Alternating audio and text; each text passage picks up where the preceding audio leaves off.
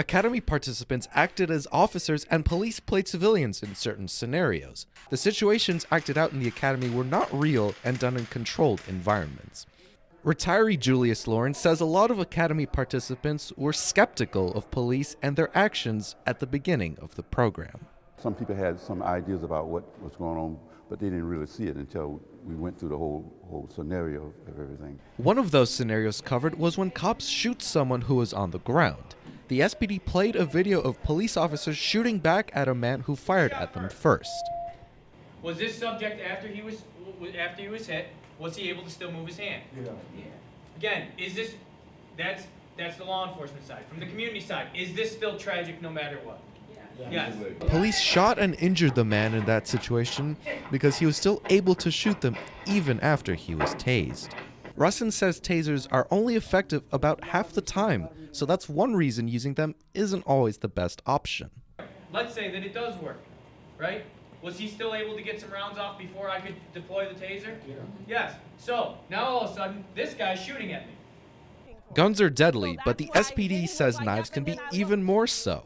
In this scenario, academy participants had 15 seconds to avoid getting stabbed or cut by a rubber knife. The SPD says using a gun in that scenario could also be ineffective. Russin says the exercise was to show participants how quickly people can react to things and how quickly people can close the gap on a person, so how quickly they can actually get into you and get into an arm's reach of you. Police officers are allowed to punch people in the head even if they're in handcuffs. It's important to keep that in mind so you don't end up in the back of a police car.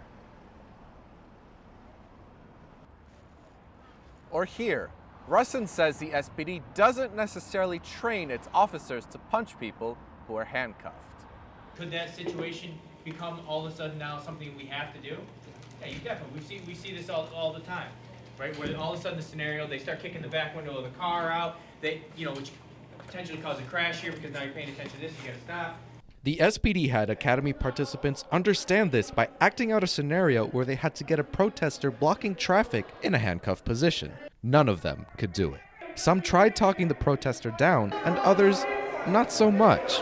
A lot of information was discussed in the 12-hour academy, but Russin says it was only a sneak peek of police training. 12 hours is a huge commitment on behalf of the community, so we've covered a lot of topics, but this could go on for a month, and we still wouldn't cover everything. Russin says giving cops more training won't solve law enforcement's problems. He emphasized that police officers and citizens need to communicate better.